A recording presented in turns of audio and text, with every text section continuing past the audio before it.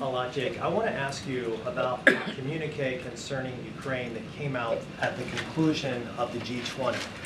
The communique reads a lot differently than the communique that came out the prior year at the G20 in Bali, Indonesia. It is more neutral. It's tepid versus the prior communique that was released. What is the reaction that you've received from your Ukrainian counterpart to that statement that came out at the G20?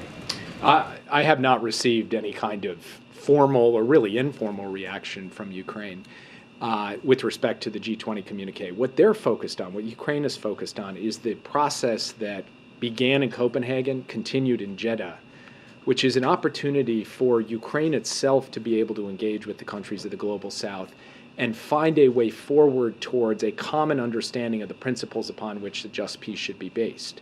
And actually, the conversations in both Copenhagen and Jeddah bear a strong resemblance to the propositions that are laid down in that communique. First, the paramount centrality of territorial integrity and sovereignty. Second, the statement that it is totally unacceptable for any country to use force to violate the territorial integrity of another country. Third, that attacking grain infrastructure or civilian infrastructure should be totally off limits. And fourth, the threat or use of nuclear weapons in a conflict like this should be inadmissible.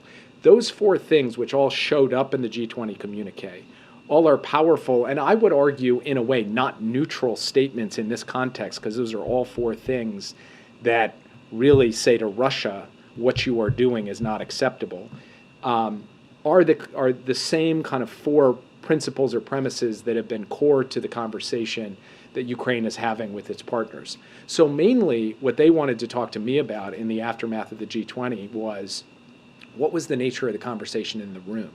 What is the attitude of key Global South countries about a just peace? And then how do we take and build upon the engagements that Ukraine has had in that process and move forward from there, consistent also with the principles that are laid out in Ukraine's own peace formula.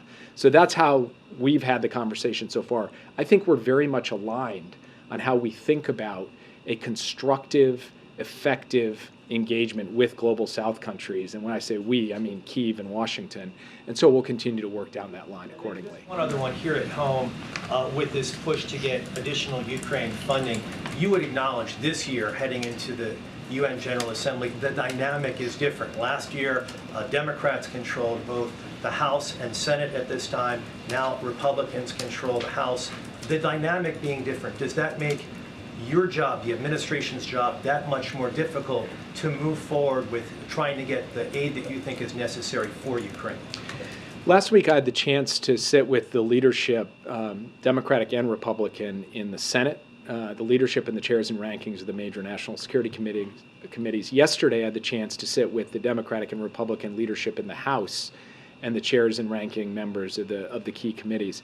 And I've got to say, in those conversations, I felt the basic vibe, so to speak, the idea that the United States needs to come together on a bipartisan basis to support Ukraine felt as strong as it did a year ago on both sides of the aisle. But of course, I acknowledge that there's a difference between this Congress and the last Congress, and we'll have to contend with that as we go through the discussions that will continue in the days ahead on how to get Ukraine the resources it needs.